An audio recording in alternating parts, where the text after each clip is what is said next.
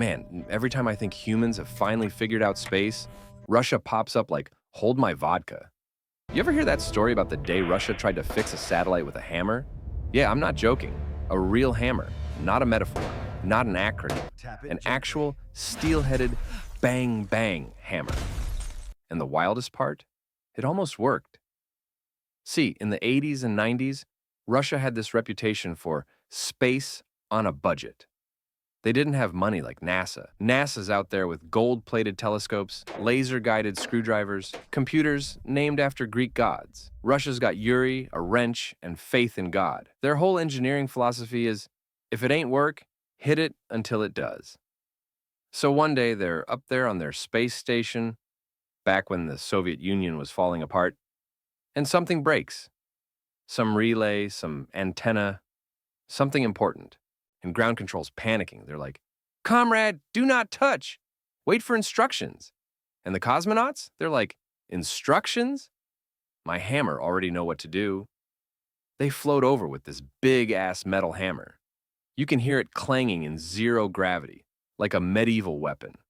I swear, somewhere in Houston, a NASA guy probably fainted just hearing the word hammer in space. Because NASA doesn't even let you sneeze without a checklist. Russia's like, checklist? Nah, we freestyle repairs. So these dudes start whacking the satellite. You can actually hear the clunk, clunk, clunk echoing through the comms. And the scientists on the ground are shouting, stop! You'll break it! And the cosmonaut goes, it already broken, my friend. That's Russian logic for you. You can't argue with that confidence. Now, here's what's crazy. It actually started working again. They fixed it with a hammer.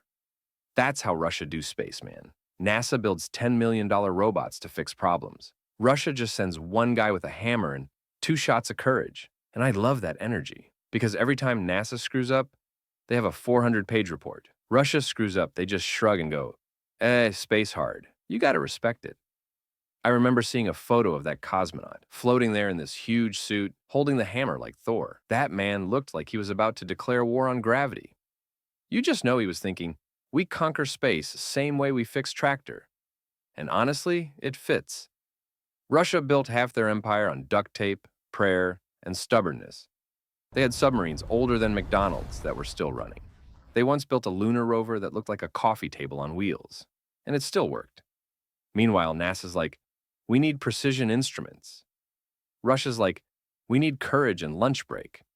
Now, let me tell you how this hammer situation even happened. So, the satellite antenna, the one connecting the space station to Earth, got jammed, wouldn't deploy, and in space, that's a big deal. That's like your Wi-Fi dying while you're taking an exam.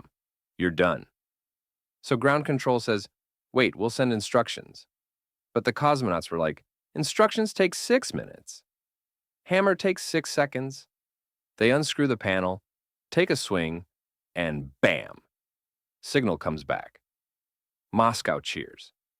Somebody pours vodka in zero gravity, and now it's raining shots. It became legend. Russia literally saved a mission by committing orbital assault. Now imagine NASA trying that. If an American astronaut even thinks about hitting something, 47 lawyers appear out of thin air. Commander, that's not in the manual. Russia doesn't have manuals. They have survival instincts. That's why their cosmonauts are built different. You ask an American astronaut what his greatest fear is, he'll say, system malfunction. You ask a Russian, he'll say, running out of cigarettes. I swear, Russian astronauts are the only people who could lose gravity and still light a smoke. They don't panic. They don't scream. They just squint at the problem like it owes them money. And to be fair, it's worked. They've kept those space stations alive for decades longer than anyone thought possible. You gotta admire that mix of brilliance and madness. You know, somewhere in a NASA meeting, someone said, we should adopt some Russian practicality. And another guy's like, are you insane? They used a hammer in orbit. And the first guy's like, yeah, but it worked. That's the part that stings, because NASA will spend $20 million designing a pen that writes in zero gravity. Russia just says, we use pencil. That's the energy right there. There's this great story, when they built the Mir space station, they used spare parts from earlier missions. That thing was basically the IKEA version of space stations. Bolts didn't match, panels squeaked, one hatch jammed so bad they had to literally kick it open. And yet, it orbited Earth for 15 years. 15 years, running on coffee, duct tape, and pure Russian stubbornness. And here's the best part. That hammer they used, it became a tool of legend. They kept it on board for years. It had a nickname, the Universal Key. Not because apparently, in Russia, if something doesn't fit, the hammer makes it fit. NASA's got Houston, we have a problem. Russia's got Moscow, pass me hammer. I imagine the day that hammer story leaked, some poor American engineer spit out his coffee. Wait, they did what? Yeah, they fixed it. With a hammer? Yeah, worked fine. That engineer probably cried a little. Because that's like watching someone fix a Rolex with a brick. You know it shouldn't work, but somehow it does. That's Russian technology. Simple, angry, and undefeated. And let me tell you, I think every culture's got their version of this. America's the perfectionist, Japan's the innovator. Russia's the guy who says, it's fine, it'll hold. And that's why they survived space with less money than a Netflix series. They didn't need perfection, they needed resilience. When Mir finally started falling apart, they didn't cry about it. They patched holes with tape. Real talk. There were literal patches of tape holding air in. Can you imagine floating in space with Scotch tape as your life insurance? Americans would file a lawsuit. Russians just smoke and say, air's still here. We good. And you know the symbolism of that hammer hits different now. Because it's not just a tool, it's their attitude toward life. Something breaks, hit it. Problem doesn't move, hit it harder. Problem hits back, hit it twice. They treat space like a construction site. Every time something malfunctions, some dude named Sergey is like, bring toolbox and extra hammer. And the thing is, it keeps working. That space station survived fires, leaks, crashes, and political collapse. You name it, Mir went through it. The hammer probably got promoted to senior repair consultant. I picture the first time an American astronaut visited Mir. They float in, look around, and it's like stepping into a Soviet garage.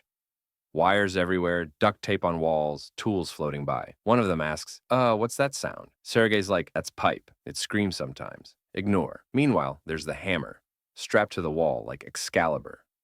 They probably told the American, only hero may wield. And I bet the American was like, can we call Houston? Sergey just taps the radio with the hammer. Houston online now. There's something charming about that chaos, because it reminds me that humans don't survive on precision alone. We survive on attitude. When things go wrong, not everyone has a supercomputer. Some of us just have a hammer and a dream. You can almost hear that cosmonaut narrating his memoir. First spacewalk, 1990. Tools, wrench, tether, and hammer. Outcome, success. And I bet his grandkids are still bragging. Grandpapa fixed space with hammer. Meanwhile, my grandkid's gonna say, Grandpa once fixed Wi-Fi by turning the router off and on. And honestly, I think we need more of that spirit down here on Earth. Because now, if your phone freezes, people freak out like it's the end of the world. Maybe try the Russian method. Hit it, shake it, curse at it in your strongest accent. You'll feel better even if it doesn't work. Half of life's problems can be solved with that mindset. Stop overcomplicating. Because we're all NASA sometimes, writing 40-page reports on simple issues. Meanwhile, the Russian in us is like, just hit send. That hammer's not just a symbol of brute force. It's a symbol of confidence. The belief that you can solve a problem even when you don't have all the answers. And I kind of love that. Because in a world obsessed with precision, Russia proved that sometimes chaos gets the job done. So yeah, one day Russia fixed a satellite with a hammer. And instead of laughing at it, maybe we should salute it. Because they didn't wait for permission. They didn't hold a meeting. They didn't open a ticket. They saw a problem, picked up a hammer, and made history. And that's more than most of us can say, whether we're in space or just trying to fix our lives on Earth.